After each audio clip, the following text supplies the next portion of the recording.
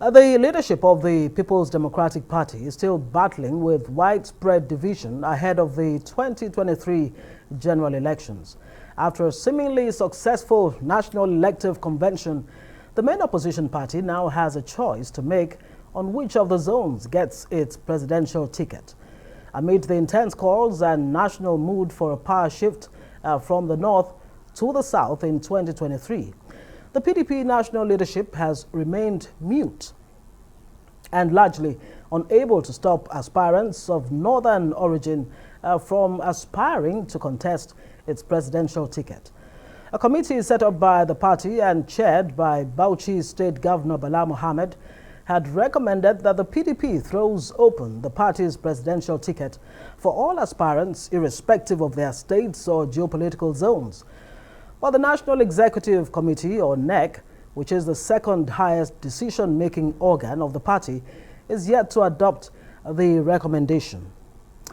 Well, this implies that prospective aspirants from the north, including former Vice President Atiku Abubakar, former Senate President Bukola Saraki, Governor Bala Mohammed of Bauchi State, his counterpart in Sokoto State, Aminu Tambuwal, a former governor of Kano State, Rabiu Kwankwaso, and others are at the moment free to contest the party's presidential primary against the clamor for power shift to the south.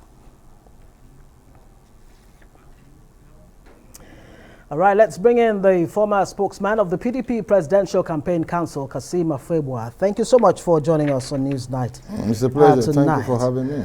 Well, it looks like a case of damned if you don't, damned if you do. Is the PDP between the rock and a hard place as far as the issue of zoning is concerned? When they decided in 1999 to go the way of zoning, was it a major fundamental mistake?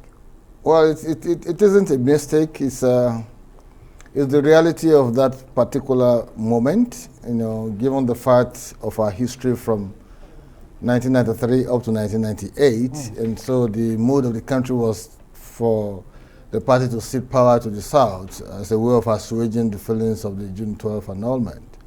And so to that extent, all the aspirants were from the Southern party, even though one or two aspirants from the North participated, Alhaji Abubakar and one other person.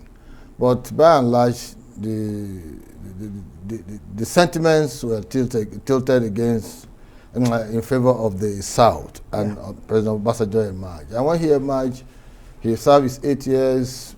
He had every opportunity to hand over to Dr. Peter Odili, who carried out a very robust campaign across the country. Everybody was thinking that Odili was going to succeed President Obasanjo. But he said in the spirit of zoning and balancing of power, he decided that Alhaji Umaru Yar'Adua should come on stream, and he supported him, and he won. Give or take, Umaru Yar'Adua spent 3 years before his untimely death. It wasn't anybody's wish. Then here comes President Jonathan. And so in 2015, the general mood within the PDP, as it were, was that Jonathan shouldn't seek election. It would just be a matter of completing the Yar'Adua tenure, which ended 2015. And so it was understandable why the APC used a Muhammad Buhari to win that election. And PDP, in its own thinking, gave opportunity to the northern aspirants in 2019 elections. All the aspirants that contested were all from the north. And Alhaji Atiku Abubakar emerged. Now in 2023, the understanding should be that the South should take the shot. They should be given opportunity to also choose a candidate at the primaries, instead of aspirants from the north trying to run against, trying to contest against the run of play. And the run of play would be, is it a run of play within the PDP where those arguing for power to stay in the north within the PDP? Or is it against the run of play as far as Nigeria is concerned? No, against the run How of play. do you do a balancing act between the interest of the party and the interest of the nation? Well, the interest of the nation is uppermost. That is the fundamental interest that every political party also aspires to protect. But what is crucial is the recruitment process of the individual that will fly the flag of either of the party or both the parties, APC and PDP.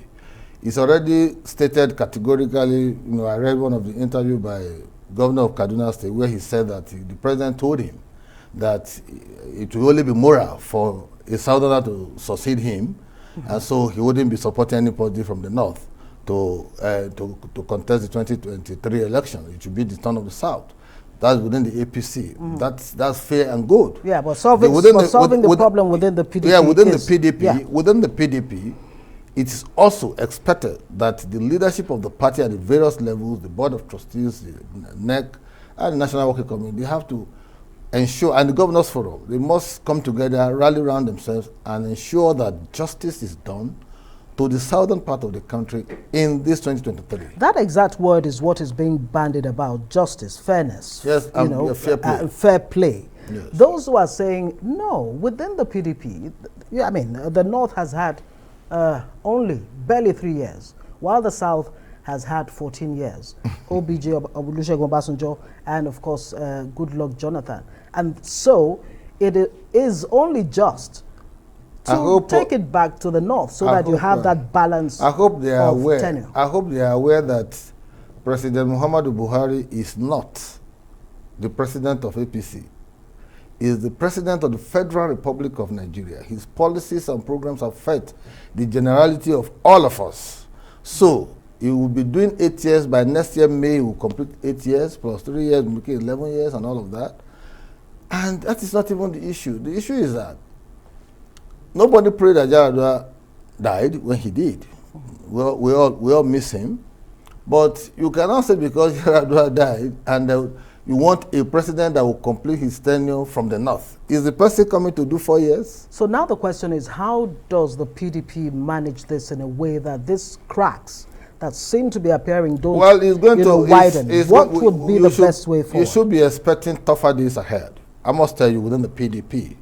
Because those of us from the south, we will try everything humanly possible to ensure that the party cede the ticket to a southerner, irrespective of where the person is from. South, southeast, southwest, we don't give a damn. We want equity, fairness, and justice to apply in the process of ensuring that the candidate represents the party. Well, when you remove the element of choice, yes, can you still call it democracy? Because those who are arguing for it to go to the north are saying, look, let's just throw it open. I think those people don't also understand the fundamental principles of democracy. Agree that democracy is all a matter of, what do you call it, participation. It's a matter of inclusiveness. And choosing. But again, in a multi-ethnic plural society like Nigeria, with dominant and also different nation states, you are bound to cater for the interests of the multiplicities in a way that will represent the aggregate viewpoint of all. And by so doing, you have to engage in constructive engagement, collective bargaining, so that in the final analysis, both the nation states, no matter how small they are, the minority groups and all of that, will feel a sense of belongingness to the nation. And they will be part and parcel of the ownership structure of what is called Nigeria. If you now have a situation where in 2019 we gave opportunity to the North to present candidates within the PDP, the Elijah Atiku Abubakar emerged with campaign and all of that. I was a member of the Presidential Campaign Council. Yeah. We lost the elections according to the verdict of the Supreme Court. 2023, it's only natural that it should be the turn of the South to choose a candidate.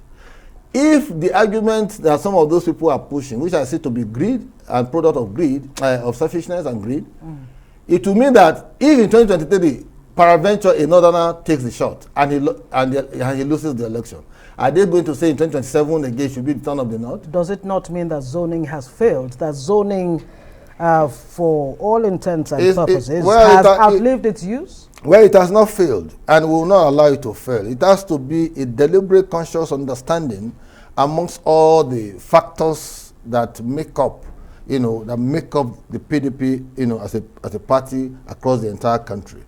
All of this, just like the National Convention we did, the elective convention, they thought that there would be an apocalypse. It never happened. We conducted a very peaceful election, and a new leadership emerged against the predictions of bookmakers. And now we have a scenario on our hands that is becoming almost like, a very contentious issue.